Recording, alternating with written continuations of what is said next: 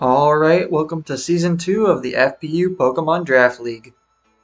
This is a VGC Draft League, meaning that each coach will bring 6 Pokémon with unique items to each match and play out a best of 3 made up of 4v4 double battles. In this season, 20 coaches took turns picking 10 to 12 Pokémon that fit within a 100-point budget, and we're going to compete in a 6-week qualifier to decide which 8 players will make it to the playoffs. The pool of Pokémon is cut down a bit compared to Season 1 of the FPU Draft League to lower the overall power level and give underused Pokémon a chance to shine. We also don't have Mega Evolution available this season, but a Tera Captain system has been put in place to keep things interesting. Here's how that works. Any Pokémon that's valued at 10 points or less is able to become a Tera Captain, which means that they are uniquely allowed to Terastallize. Each team has a limit of 3 Tera Captains whose point values add up to 18, and they each get 3 Tera types, one of which has to be a type that the Pokémon naturally has. Now, without further ado, I'll introduce you guys to my team in this draft league, the Miami Palafins. Considering that the pool of available Pokémon is a lot smaller this season, and that there are 20 coaches as opposed to the 14 in Season 1, I wanted to grab a flexible and reliable Pokémon as my first pick, so that I'm guaranteed to have a Mon that fits in with the rest of my picks, just in case I get sniped. If you watched my coverage of FPU Draft League Season 1, you might remember this absolute demon. It's one of the most flexible Pokémon on the board, and it fits my playstyle really well. If you didn't already guess it, I'm talking about my GOAT Stilvally for 11 points. Thanks to its RKS system ability, it can hold exclusive items called Memories to change its type, and its base stats being 95 across the board add to its customizability. If you still need to be convinced about Stilvally's value in drafts, check out some of my videos from the previous season once you're done with this one. Next up, I decided to pick a Pokemon that's been one of my favorites ever since I put it on my team in my first playthrough of Alpha Sapphire over a decade ago. This Pokemon's role is very similar to the Meowstic that I brought to every match in Season 1, a prankster user with Fake Out, double screens, and a lot of utility moves. At 9 points, my round 2 pick is Sableye. This is a side grade of Meowstic that has a way better type since it's immune to Fake Out and Prankster moves, but its stats are lower in return. Also, Meowstic made it to the 13-point category, so I'm saving 4 points by picking the funny Gem Gremlin instead. Moving on to round 3, since a lot of important Pokemon have been taken by now, I decided to grab a Pokemon that can run offensive sets, tanky sets, or really fast sets thanks to its stats and special ability. Last season, I really liked being able to slap a booster energy on a carefully invested Sandy Shocks or Iron Jugulis in order to outspeed virtually anything my opponents had in a pinch, so I'm doing that again this season. This time, it's with a 13-point pick that goes by the name of Iron Treads. Like I said before, this is another all-arounder that'll be tough for opponents to thoroughly prep for due to its relatively balanced stats and high degree of customizability in terms of movesets, item usage, and boosting different stats with its Quark Drive ability. Once again, since a lot of the good Pokemon were getting taken, I decided to pick a higher value Pokemon for round 4.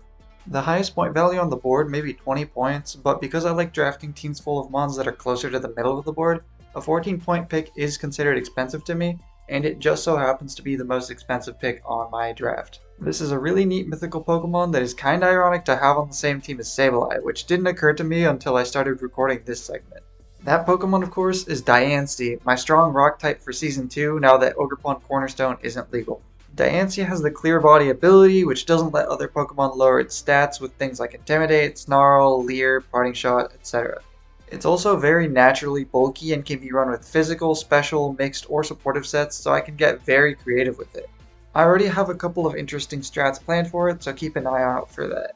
At this point in the draft, I was recovering from getting sniped out of some Mons that I really wanted to try out, such as Hisuian Sneasel and Volcanion, so I decided to buy some time by grabbing one of my favorite Gen 9 Pokemon as the team's first Tera Captain.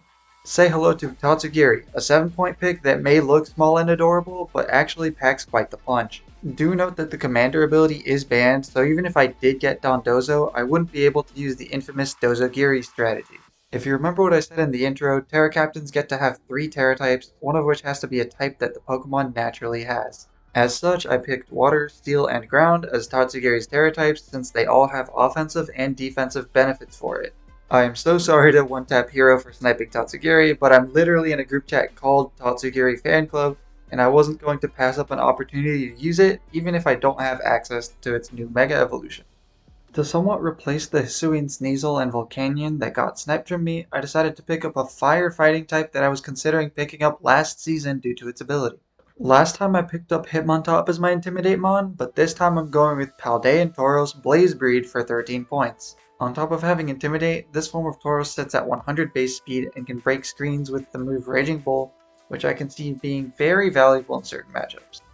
And now in round 7, I wanted to pick a Pokemon that I really like in the context of Draft League. This Pokemon only costs 3 points, but it's absurdly fast at 150 base speed and is available as a Tera Captain, which allows it to fix its issue of poor type coverage. No, the black circle on your screen is not Jigglypuff from above, it's Hisuian Electrode.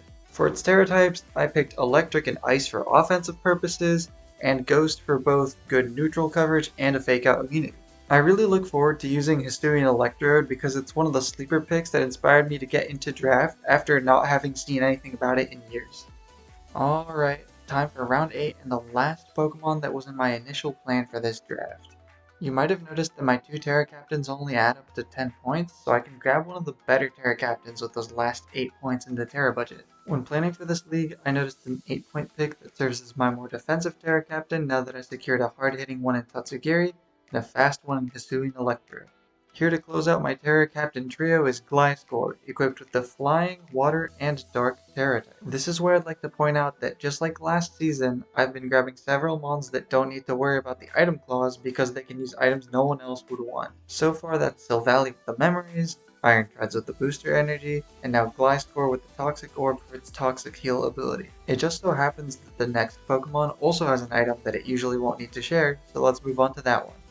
Alright, no more suspense this time. My round 9 pick is Scyther. Scyther's a cool bug that has decent speed and respectable attack while also being my 3rd Tailwind user. It can hold an Eviolite to gain some bulk, and its Technician ability can help it make weaker moves hurt, so it does have a little bit of flexibility in terms of rolls. In rounds 10, 11, and 12, I was kind of freaking out because I didn't have anything planned, and the snipes from before used up a lot of my thinking time between picks. At the live draft, I picked Dragalge, Umbreon, and Lapras just to have some more defensive picks, but I ended up changing them after thinking about it a little longer. Poltergeist, Uxie, and Chinchino were the Pokemon that I picked soon after the form for preseason transactions came out. Yes, Poltergeist is back for some much needed redirection with Rage Powder and to use Trick Room in a pinch. Uxie is here as a defensive pick that can consistently use disruptive moves to change the tide of battle. And Chinchino is just here for the vibes. Okay, I can admit that I wanted to cover another important speed tier and try out a Pokemon with Technician plus loaded dice. You caught me. Anyways, that wraps up the roster for the Miami Palafins in Season 2 of the FPU Draft League. Because I won't be able to attend the future seasons of the FPU Draft League, I will try my best to keep the fights interesting and live up to the title of the Season 1 champion. Good luck to all the other coaches, and I look forward to seeing some crazy matches just like last season. See you guys in Week 1. Miami Palafins out.